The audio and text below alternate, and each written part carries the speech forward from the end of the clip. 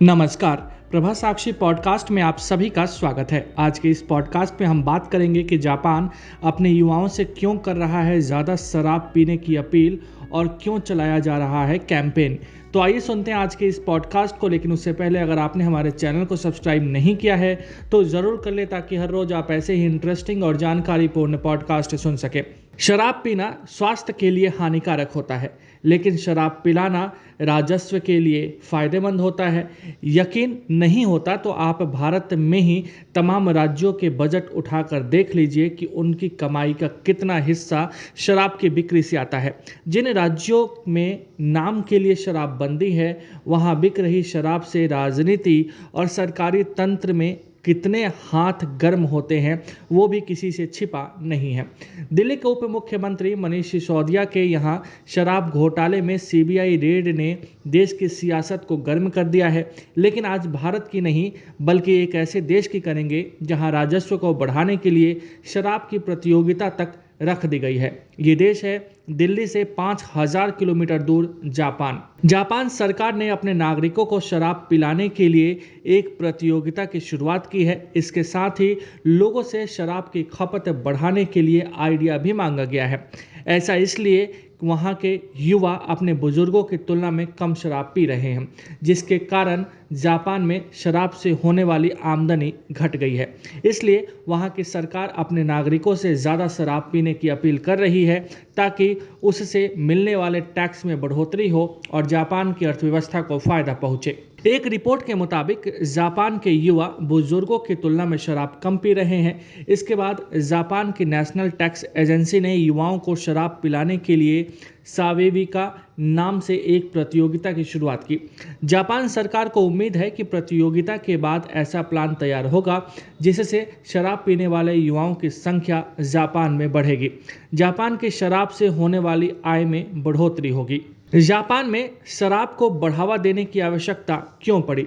इस प्रतियोगिता में 20 से 39 साल के लोग हिस्सा ले सकेंगे, जिन्हें ये बताना होगा कि वो किस तरह युवाओं में शराब की खपत को बढ़ा सकते हैं। बिक्री में आई गिरावट की वजह से जापान में शराब का कारोबार लगातार सिकुड़ता जा रहा है। नेशनल टैक्स एजेंसी का कहना है कि कोरोना के दौरान लोगों में शराब की लत कम हुई है। एक रिपोर्ट के अनुसार 1995 की तुलना में लोगों में बहुत कम लोग शराब पी रहे हैं।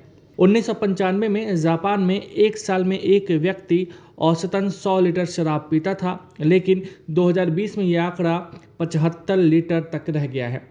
1980 में देश की कुल कमाई का 5% हिस्सा शराब की बिक्री से आता था, लेकिन 2020 में ये घटकर 1.7 ही रह गया है। मतलब ये है कि जापान को कई साल से लगातार बड़ा घाटा उठाना पड़ रहा है। कोविड-19 के बाद आई गिरावट।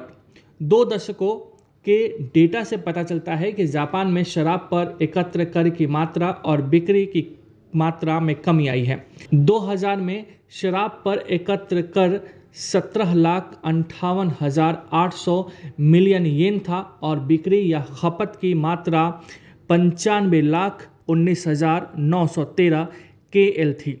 हालांकि 2020 में सरकार ने शराब पर 10,68,100 मिलियन येन कर एकत्रित किया, जबकि खपत 78,27,698 KL थी।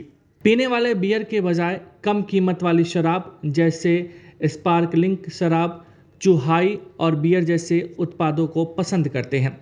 कोविड-19 महामारी, घरेलू शराब की खपत में गिरावट आई और लॉकडाउन के कारण रेस्टोरेंट में भी खपत प्रभावित हुआ।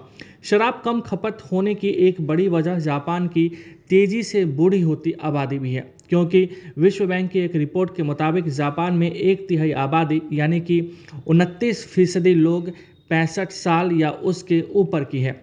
यही वजह है कि जापान की सरकार युवाओं को शराब पीने का न्योता दे रही है और उनसे शराब की खपत के लिए सुझाव भी मांग रही है।